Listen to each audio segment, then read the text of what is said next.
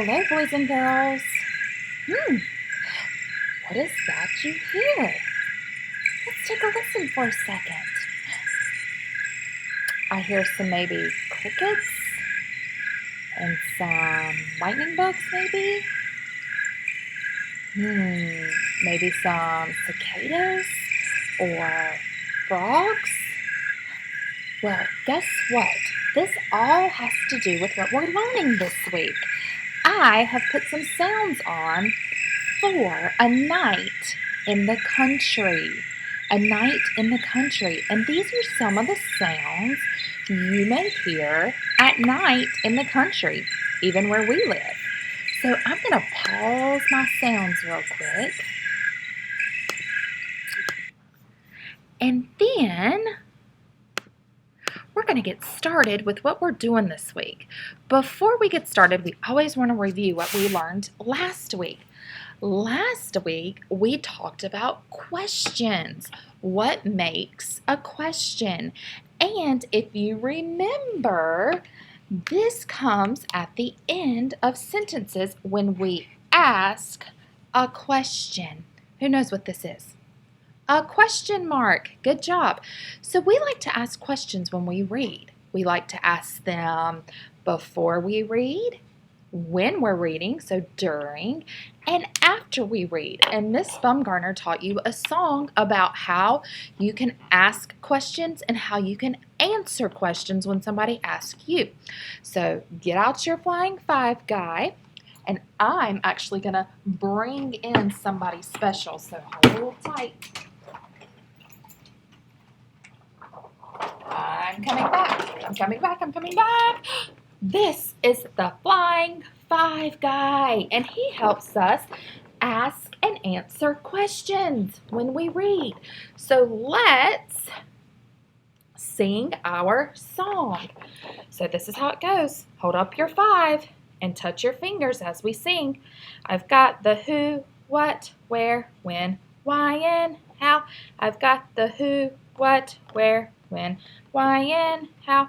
I've got the who, what, where, when, why, and how. I've got the main idea in my hand. So some of your teachers last week probably asked you who was in our story, the smallest girl in the smallest grade, and what she was doing in that story. And you probably even had some questions yourself about it. And if you remember our Curious George activity where you had to figure out or see what he was doing, and you asked some very great questions. Okay, let me bring my chart back over for our lesson today. So we're going to bring this back over. Okay, so our book today is A Night in the Country, and this is what we're going to learn about this week. We're going to learn about setting. Can you say that with me? Setting. The setting is where and when the story takes place.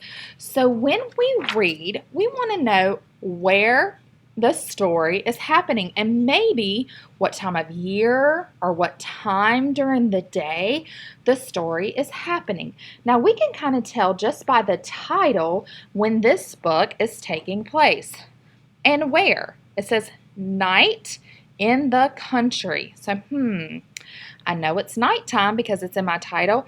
And country is a place where we live. So, I think that might be the setting. But there's lots of different things in the country that can make a setting. So, the setting is where the story takes place. And I like to do this with my boys and girls. So we say this after Miss Bumgarner. We say a setting is where, so pretend you're making a house, the story takes place. So see if you can do that with me. The setting is where the story takes place. And if you can't make a house with your fingers like Miss Bumgarner, you can always just do this for the top of a house. So a setting is where the story takes place. Okay, we're going to read our book. Oh, might need to turn it the right way. today, and I want you to see as we're reading if you can see some of the settings in the story or a setting. There is no night so dark, so black as night in the country.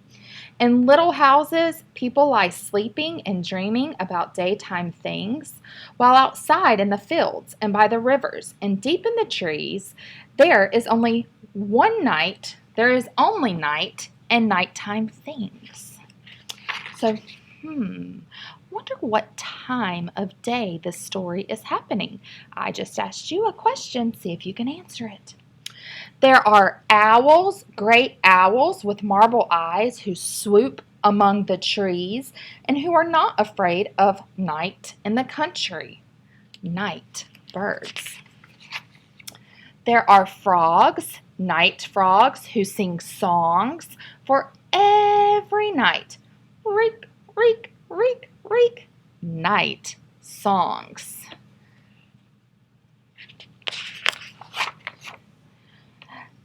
And if you are one of those people in one of those little houses, and if you cannot sleep, you will hear the sounds of night in the country all around you. Outside, the dog's chain clinks as he gets up for a drink of water. Far over the hill, you hear someone open and close a creaking screen door, and you wonder who is up late. And if you lie very still, you may hear an apple fall from the tree in the backyard. Listen. Plunk.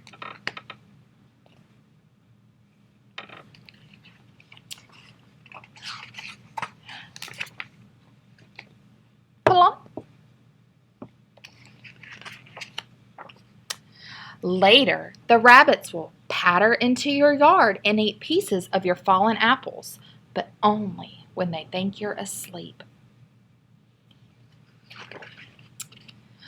And all around you on a night in the country are the groans and thumps and squeaks that houses make when they are trying, like you, to sleep.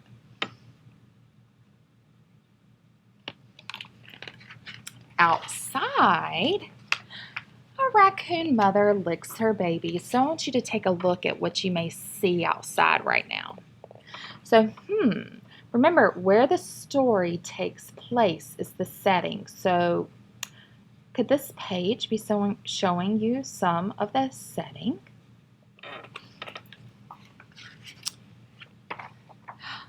A cow nuzzles her calf, and an old pig rolls over in the barn. I want you to pause right here and see if you can let your teachers know, what is the setting of this page? It has changed. So we were just outside. Now we're inside somewhere in the book.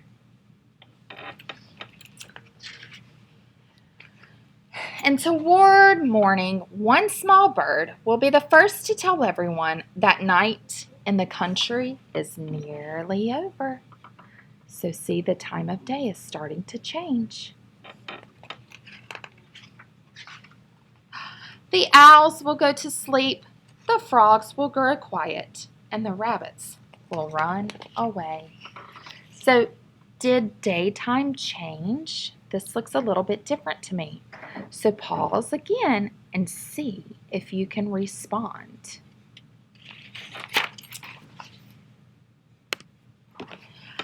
Then they will spend a day in the country listening to you. I wonder who is the you in this story. So if the night owl and the rabbits and the frogs stay quiet, who do you think they are listening to? Because you have to look at the pictures. Remember, our pictures give us lots of clues. Our illustrations give us lots of clues as to what's going on in the story. The end. So, we're talking about the setting of a night in the country. Did you know that settings can change throughout stories? I saw a few places in our book that the setting changed. We started at the little house and we went to different places around this thing, and I don't want to give it away. I want to see if you can guess where they are. But a setting can change throughout the story. So we see here this family is going on vacation, and if they're going on vacation, they don't stay at their house. They leave and go somewhere else. So just like when you go on vacation and you leave and go to a new place, that's a new setting. So books can also do that. They can change the setting throughout the story. So I said we ask questions before, during, and after we read. So here's my first question. I want you to see if you can answer this after I read it. What do you hear at night where you live? So pause the video and I want you to see if you can answer that for your teacher. Now remember, they may have you raise your hand so you're all not shouting out at the same time. So I want you to think in your head, what might you hear at night where you live? And then they're going to call on you to see. We have an anchor chart here, and I kind of drew a picture of the night in the country. And you can see an orange and a red tree, but there's a reason that my tree is orange and red. It's because it is starting to be fall, and when it's fall, when we get to fall, our leaves change colors. So that's why I kind of drew some fall trees. And I drew some black clouds and a moon to show that it was nighttime in the country. So what you're going to do with your teacher is, if you're here at school, is you're going to think about some of the settings that were in our story. And if you're at home, I want you to also think about these settings. I'm going to give you a clue. I'm going to give you one of the places that I saw that was a setting. Now, if you can't write words yet, that's okay. I can either sound them out or I can draw a picture. So I'm going to draw a picture of one of the places that I knew was in the story. And it told me because it said it was a small house. So I'm going to draw a house because that was one of the settings. And I know it might be really small right here, and that's okay, but that is a house. And then, I remembered that the story was outside. So I'm going to change my marker, and I'm going to draw what I thought the outside looked. And I remember that one of the times that it was outside was nighttime. So I'm going to draw like some black lines up here to show that it's nighttime. And I drew some grass and like some little bushes to show that it is outside. Now, when we're talking about setting, we're not talking about people in the story. We're only talking about where the story takes place. So I drew outside, I drew the house, and there are lots of other settings in the story. Before we go, let's review what a setting is. See if you can remember to do this with me. A setting is where the story takes place. Okay, I hope you enjoyed the lessons this week.